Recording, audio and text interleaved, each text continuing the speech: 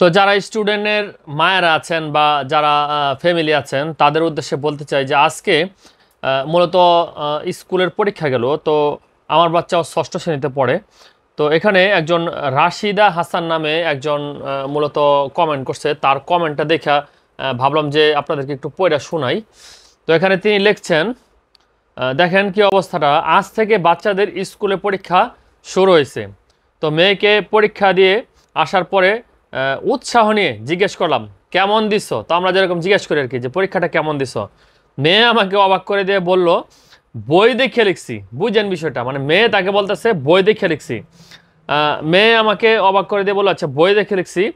আরও অবাক করে দিয়ে উৎসাহ দিয়ে বললো প্রশ্নতে বলে দিছে বই দেখে লিখতে। বিষয়টা বুঝেন, মানে মেয়ে আবার বলতেছে যে প্রশ্নতে মানে বলে দিছে বই দেখে লিখতে। আমি বুঝতে পারছি না যে এদের চিন্তা করে দেখতে পারছি না আমাদের বাচ্চাদের ভবিষ্যৎ কি আছে। এই যে ওরা বই দেখে লেখার অভ্যাস হয়ে গেল, আর ওদের বইমুখ কি করা যাবে বা কি ওদের তো কোনো জ্ঞানই হবে না। এবং তাদের মানে এই গার্ডিয়ান মূলত তাকে নিয়ে শঙ্কিত আছে।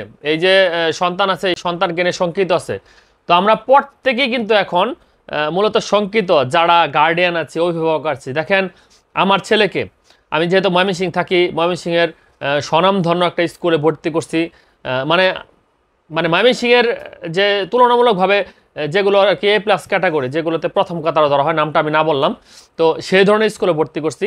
আমি নিজে গ্রামে থাকি, কিন্তু প্রতিদিনই শহরে যাওয়া আসা এবং তার পিছনে যে ইনভেস্টটা আমার, প্রাইভেট আছে, কোচিং আছে, বাসায় প্রাইভেট আছে, টিউটর আছে, সব কিছু মিলে স্কুল বলেন, প্রাইভেট বলেন, কোচিং বলেন, সব কিছু মিলে, গাড়ি ভাড়া বলেন, তার নাস্তা বাবদ খরচ বলেন, মানে সব কিছু মিলে আমরা মধ্যবিত্ত ফ্যামিলি হিসাবে যেই পরিমাণ খরচ হয় সেই টাকা দিয়ে ভাই একটা সংসার চলে। আর কি বলবো, একটা অনুমান করে নেন।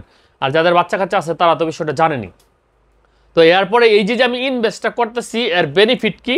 বেনিফিটটা হচ্ছে প্রশ্নের ভিতরে লেখা রয়েছে যে নিজে না পারলে অনেক সহযোগিতা নাও, আর তা না হলে বইয়ের সহযোগিতা নাও। এখন এই ধরনের শিক্ষা ব্যবস্থা আসলে কি বলবেন, আমরা আসলে বুঝতে পারতেছি না বর্তমান যে কারিকুলাম বা বর্তমান যে শিক্ষা ব্যবস্থা সেটা আসলে কোন দিকে যাচ্ছে। তো এমনিতেই তো ভাই শিক্ষার অবস্থা খুবই নাজেহাল। একটা ছেলেকে যদি আপনি বায়োডাটা লিখতে বলেন, সে কিন্তু পারবে না। এখন ইংরেজিতে বায়োডাটাটা অনেকে লিখতে পারে না, সেখানে বানান ভুল, সেন্টেন্স ভুল, এবং লেখার স্টাইল, ফন্ট, মানে মোটামুটিভাবে একেবারে হযবরল অবস্থা। তো এই যে এখন বর্তমান যুগের যে স্টুডেন্টরা, তাদের ক্ষেত্রে আমি বলতে চাই যে এক হিসাবে আমার কাছে মনে হয় যে ভালো হয়েছে। আমরা যারা টাকা পয়সা খরচ করতেছি তারাই আসলে বোকা, গার্ডিয়ানরাই মূলত বোকা। এখানে ছাত্রদেরকে যদি এখন আমরা গ্রাম অঞ্চলে রাখি, সেখানে থাইকা লেখাপড়া করাই, আর তাদের যে মেধার বিকশিত হওয়ার যে বিষয়টা, যেমন অন্যদের সাথে মিশতে দেওয়া এবং খেলাধুলা করা, পারিবারিক শিক্ষা এবং ফ্যামিলির যে সমস্ত কাজকর্ম রয়েছে, ফ্যামিলির ট্রেডিশন রয়েছে, সেগুলো হাতে কলমে শিক্ষা দেওয়া, এটা সবচেয়ে ইম্পর্টেন্ট। এটা আমি সবসময় বলি।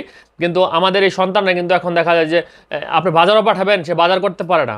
আপনি একটা কাজ দিবেন, আমার বাচ্চাকে যখন আমি বলি যে বাবা এক গ্লাস পানি নিয়ে আসো, সে গ্লাসটা হাতে কাবাইতে কাবাইতে না ফালাই দেয়। কিন্তু মোবাইলে ভাই ফ্রি ফায়ার গেম ঠিকই খেলে।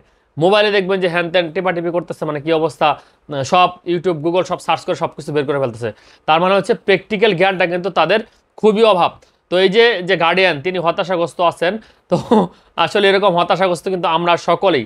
তো এই যে শিক্ষা ব্যবস্থা, সেটা সম্পর্কে আপনার মতামতটা একটু জানতে চাই, যে আপনার সন্তান যদি লেখাপড়া করে বর্তমানে, বা তার পিছনে যদি আপনার একটা ইনভেস্ট থাকে, সেই ইনভেস্টটা আসলে আপনি কিভাবে দেখতেছেন? সেই ইনভেস্টটা করাটা কি আসলে ঠিক হচ্ছে, নাকি গ্রামের একটা ছেলে যে গ্রামের কাদা বালি ধুলো বালিতে থেকে ফ্যামিলির যে কি বলে যে সব ঝুট ঝামেলা সব কিছু পোহায়া দিন শেষে সেও স্কুলে ভর্তি হচ্ছে, গ্রামের একটা স্কুলে, এবং দুইজনের কিন্তু ক্যাটাগরি বর্তমানে কিন্তু একই, কারো কোয়ালিটি কিন্তু কোনো ডিফারেন্স নেই। বরং আমি বলবো যে গ্রামের যে ছেলেটা প্র্যাকটিক্যাল শিক্ষা গ্রহণ করতেছে, সে কিন্তু আপনার আমার সন্তানের চাইতে অনেকটা এগিয়ে থাকবে। তো আপনার মতামতটার জন্য অপেক্ষায় রইলাম।